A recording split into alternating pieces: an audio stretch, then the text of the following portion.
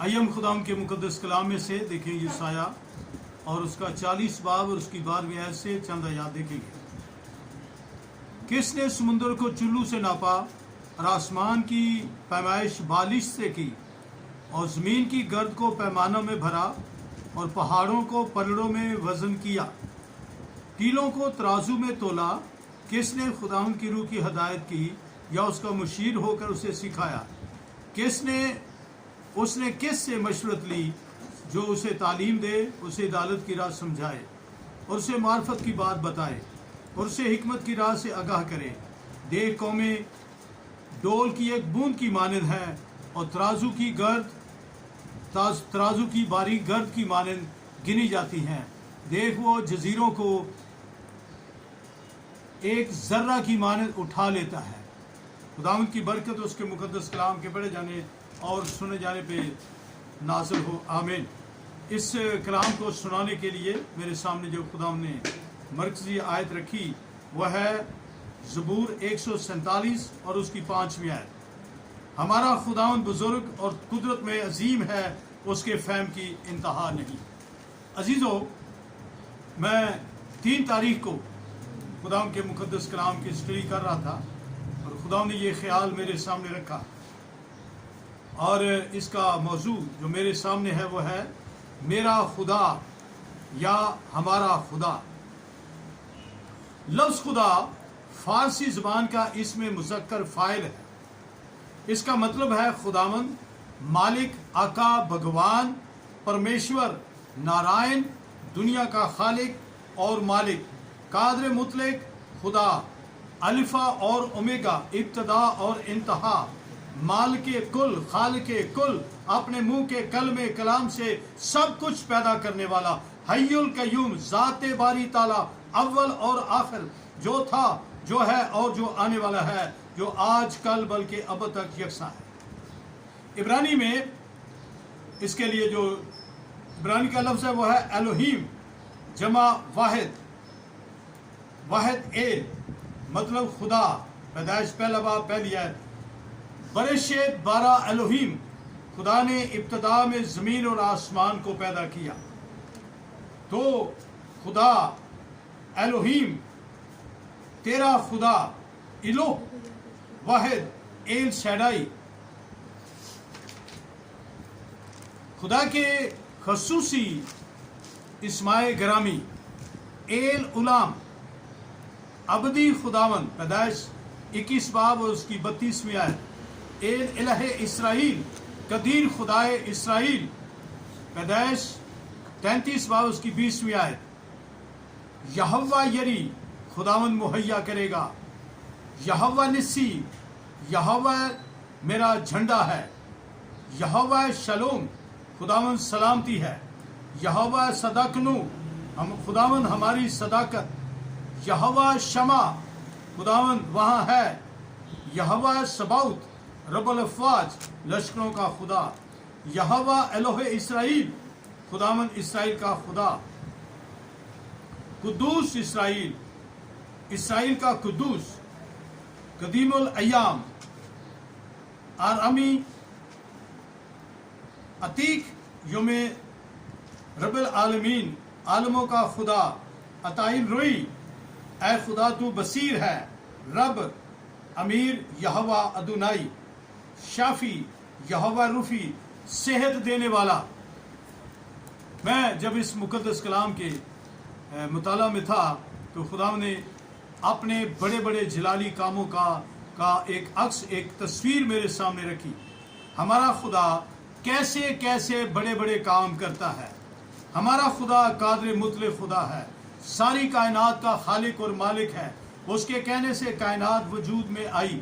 यूहन्ना की इंजील उसका पहला बाब 30 आयत लिखा है, सब चीज़ें उसके वसीला से पैदा हुई और जो कुछ पैदा हुआ है उसमें से कोई चीज़ भी उसके वसीला के बगैर पैदा नहीं हुई। उसने समुद्र को चुल्लू से नापा, समुद्र उसकी खिलकत है।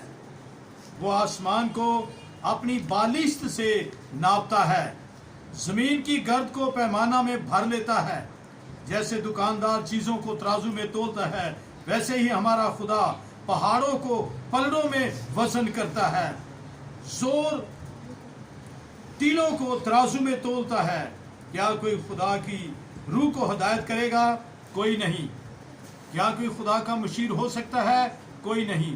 امثال 3 باب 19 اور 20 آیت میں لکھا ہے، زندہ خدا نے حکمت سے زمین کی بنیاد ڈالی۔ امثال 8 باب 22 سے 31، یہ سب کچھ یہوہ خدا نے اپنی حکمت سے پیدا کیا۔ یسایہ 40:15، قومیں ہمارے خدا قادر مطلق کے نزدیک ایسے ہیں جیسے پانی کے ڈول کی ایک بوند ترازو میں جیسے گرد ہوتی ہے۔ ہمارا خدا جزیروں کو، مٹی کے ڈھیلوں کو اٹھا لیتا ہے۔ سب قومیں اس کی نظر میں ہیچ ہیں۔ ہمارے خدا کے نزدیک کوئی چیز اس کا مقابلہ نہیں کر سکتی۔ اس لیے تم خدا کو کس سے تشبیہ دو گے اور کون سی چیز کو کہو گے کہ خدا اس کی مانند ہے؟ ہمارا خدا دیکھتا ہے، پوشیدہ خدا ہے، خدا حمیدہ ہے۔ ہمارا خدا زمین کے محیط پر بیٹھتا ہے، زمین کے مرکز پر بیٹھتا ہے۔ زمین کے رہنے والے اس کے نزدیک ٹڈوں کی مانند ہے۔ وہ آسمان کو پردہ کی مانند تانتا ہے۔ تو ہمارا خدا عظیم خدا ہے، جیسے کوئی اپنے خیمہ کو لگاتا ہے رہنے کے لیے۔ ہمارا خدا شاہزادوں کو ناچیز اور دنیا کے حاکموں کو ہیچ کر دیتا ہے۔ ذرا ہم ایک حصہ دیکھیں گے یسایہ 36 باب، اور اس میں ہم دیکھتے ہیں کہ کتنی بڑکے مارنے والا شاہ بابل، اس نے خدا کو بھی انڈرمائنڈ کیا۔ وہ اسرائیل کے خدا کو، جس کو وہ نہیں جانتا، اس نے اسرائیل کے خدا کو حقیر جانا اور اس کے خلاف باتیں کی، اور اس نے اس کا یہ پیغام حزقیہ شاہ یہودا کے پاس پہنچا۔ تو شاہ یہودا فوج لے کر اس کے مقابلہ کے لیے نہیں نکلا، بلکہ وہ دعا اور روزہ میں ٹھہر گیا، اور اس نے دعا کرنے والے ساتھیوں کو بلایا، شامل کیا، خدا کے سامنے اس لیٹر کو رکھ دیا، کھول کر بیان کر دیا، اور خدا کو جلال دیا۔ اس نے اپنے ساتھی، اپنے دعا کرنے والے ساتھی حزقیہ نے یسایہ نبی کو پیغام بھیجا کہ دیکھ، یہ بادشاہ شاہ بابل آیا ہے اور ایسی باتیں کر رہا ہے۔ اس نے کہا، بچے پیدا ہونے کو ہیں پر جننے کی طاقت نہیں۔ آپ جلال کے بادشاہ زندہ خدا کی قدرت کے کام دیکھو۔ خدا نے ایک ہی فرشتہ بھیجا اور اس بڑکے مارنے والے بادشاہ کی 1,85,000 فوج کمانڈروں سمیت ربشاکی کو بھی مار ڈالا۔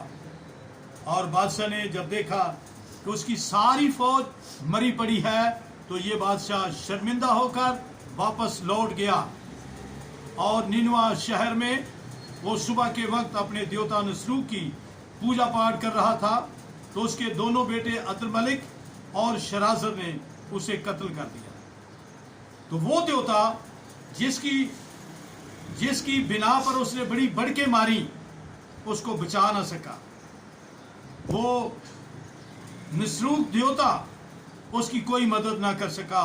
ہمارے خدا کو جلال ملا، ہمارے خدا کے کام کے ذریعہ سے یہ شخص شرمندہ ہو کر اسرائیل سے واپس لوٹا۔ ہم تواریخ کی کتاب میں 20ویں باب میں ایک اور دیکھتے ہیں خدا کے جلالی کاموں کا ایک نظارہ۔ شاہ یہودا یہوشافط، اس پر 3 بادشاہوں نے، یعنی بنی مواب نے اور کوہ شعیر نے اور بنی امون نے حملہ کر دیا، اور ان کو میدان میں آنا پڑا۔ تو خدا نے اپنے خادم یحزیل کے ذریعہ سے اس پر روح القدس نازل ہوا جو لاوی تھا، اور اس نے کہا، اے یہودا اور شاہ یہودا، اس بڑے انبو سے نہ ڈرو، تم کو اس جگہ پر لڑنا نہیں پڑے گا، بلکہ خداوند خود جنگ کرے گا۔ تم سب قطار باندھ کر خاموش کھڑے ہو جاؤ اور خداوند خدا کی نجات کے کام دیکھو۔ وہ خدا جو تمہارے ساتھ ہے۔ دیکھنا خوف نہ کرو، ہراساں نہ ہو کل ان کے مقابلہ کو نکلنا، کیونکہ خداوند تمہارا خدا تمہارے ساتھ ہے۔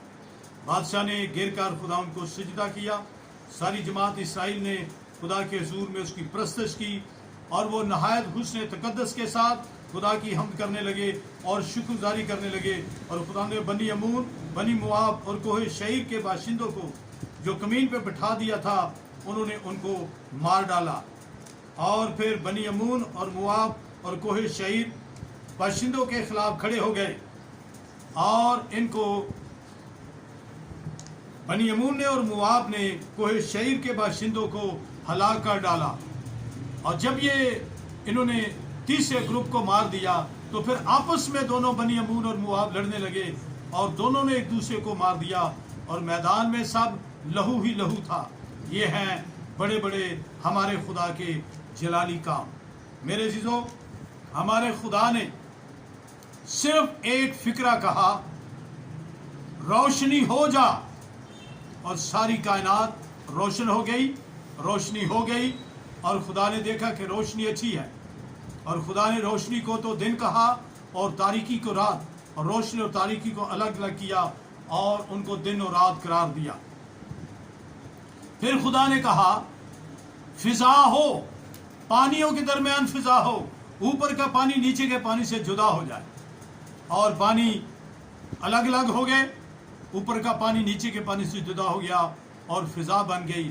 پھر خدا نے پانی کو حکم دیا، جو حدود میں نے اس کے لیے تیرے لیے مقرر کی ہے وہاں پر بھاگ جا، اور پانی بڑی تیزی کے ساتھ پہاڑوں اور میدانوں پر سے بہتا ہوا سمندر میں جا اکٹھا ہوا، اور اس وقت سے آج تک سمندر کی حدود میں پانی موجود ہے۔